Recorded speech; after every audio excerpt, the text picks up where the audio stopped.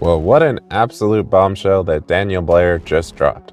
We all had our suspicions and our theories as to why he left the broadcast team and things like that, but he went ahead and laid it all out in his video. So first off, I just want to say, Daniel, we really appreciate you coming out and speaking the truth as to what your experience was. I know it wasn't easy, and I know it's been a rough couple of years, and we really appreciate that you were willing to come out and just kind of lay everything out for us. I think I speak for the majority of us when I say that we really enjoyed having you on the broadcast and we miss not having you in there. Now, if you guys don't know exactly what's going on, pretty much Daniel Blair went on his podcast, Main Event Moto, and made about a 40-minute video exposing everything that he's gone through in the last couple of years and pretty much outing a lot of the guys at NBC, including Lee Diffie and Ricky Carmichael, and some of the things that he went through with them, the ups and downs of all of that, and ultimately why he's no longer on the broadcast team, as well as why he was not on Race Day Live this last Saturday at Daytona. So if you guys haven't already watched that, I'll link it in the description below. Make sure you go check that out. But just to quickly summarize it, I went ahead and put this clip of his podcast together with some footage of Blair's breakdown from Arlington, where a lot of this controversy was first seen, just to give you guys a little bit more clarity. I also threw in some bonus footage in there too, which you'll see. And then we're going to go ahead and break this down a little bit further. And he walks up to me on my show. It was the first time I spoke to him since Oakland, and the first time since the fans really ripped into him. And he was with a bunch of VIPs on a tour, and I was thinking it was going to be good. He's funny. LCQ jokes, they were funny. I never had an issue with those. I actually reminded people that I actually raced. Some didn't even know that I raced, and that's fine. But this was different. There was people around, and he smacked me up pretty good. I tried to soften it up. I played back. I made the boat joke. Was it this stadium that you hit the boat?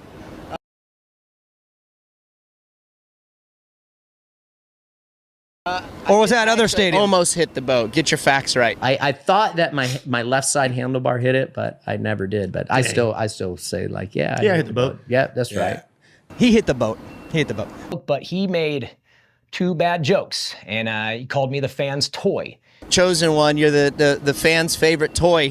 I care about the fans. They meant everything to me. He said that in front of fans and clowned me, and then took a shot at my career, which stings pretty bad, honestly. I regret my racing career, all of it. Let's go watch some old video of Daniel Blair racing Supercross, and whatever he does, you want to do the exact opposite. Tell me where I can go where I won't interfere with your tour. How about like out in the parking lot? All right, so what I want to talk about now is how cool it is to see everyone kind of uniting around Daniel. Here we have his Instagram. So some of you guys are going kind of crazy in the comments. I don't necessarily agree with hateful or violent type of comments.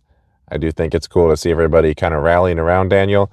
I did think this comment right here was pretty funny with the Blair, Stewart, Langston, and specifically Weston Pike as security. I think that was pretty funny. But anyways, like I said, it's pretty cool to see some of this people, the way the community is coming together. We've seen stuff like this before where the community rallies around somebody, but one thing I haven't really seen before is how many people are uniting against Ricky specifically. Like I said, this isn't even just a Ricky thing. This is actually other people too, specifically Lee Diffie. So now I jumped over here to Jet's page, and he made this post about 16 hours ago. So around the time that all this stuff started happening, kind of weird timing. It seems like he's kind of trying to support Ricky, which is fine. I'm okay with you. Everyone should be entitled to their opinion. But if you go in the comments in here, like I said, some of you guys are kind of crazy. I don't know that I agree with all these comments, but my whole point here is the amount of, this is a Jet Lawrence post. Nobody even mentions Jet Lawrence. Ricky, bad timing for Ricky. Ricky comment. James, Jet, RC thumbs down. RC, Jet, James, and Diddy in a picture. Like, this is kind of crazy. Look, Ricky, two legends and a redheaded stepchild. Like, man, I don't know that I've ever seen something like this. It just keeps going and going and going and going and going. Like, Jeez. So anyways, like I said, some of this is a little bit kind of crazy. I don't agree with all this. I do think some of you guys need to tone it down a little bit. But what do you guys think is going to be the outcome of all of this stuff coming out? This doesn't feel like some of the other stuff that's come out over the years. It seems like the people are way more united than usual.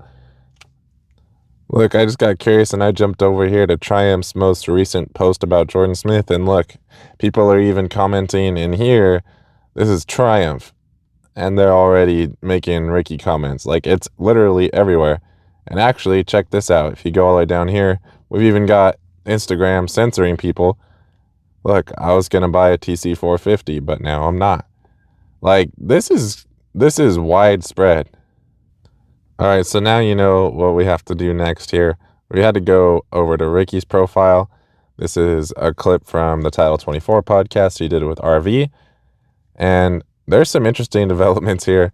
So we got Deegan also getting involved here around the same time that Jet did and going ahead and seeming to support Ricky, which again, I'm fine with it. Everyone's should be entitled to their opinion. But anyways, other than that, it's not looking great in the comments. So, man, I don't even see anything positive or really anybody defending Ricky in here, which is kind of crazy. Like, usually it's at least somewhat split. So anyways, let me know in the comments what you guys think about all this. I feel like we're pretty much in agreement on whose side we're on. I don't know that it needs to be so much taking sides, but just trying to support Daniel. But at the end of the day, do you guys really think that there's going to be any changes, or do you think it's just going to be more of the same and we're just going to keep seeing the sport of motocross being incorporated and becoming more corporate? Overall, it seems like things are getting more and more corporate very quickly, and there are definitely some pros to that with the bigger TV contracts and things like that. But there are also definitely some things that I would like to see changed. Either way, it's a really interesting time to be involved in our sport. I really wish none of this had ever even had to happen, but the fact of the matter is that it did happen, and at least now we have the knowledge of exactly what happened, or at least we have Daniel Blair's side. It would be nice to hear Ricky come out and say what his thoughts are. There is always two sides to every story. And remember, guys, when you are making your comments, remember that Ricky is still a human being. Try to be decent. There's really no need to go as far as some of you are. But I just wanted to go ahead and jump in here and put this little video together, see what you guys think about all of this, and kind of go through some of these comments and just what's really going on in Moto right now. Thank you guys for watching. I'll see you in the next video.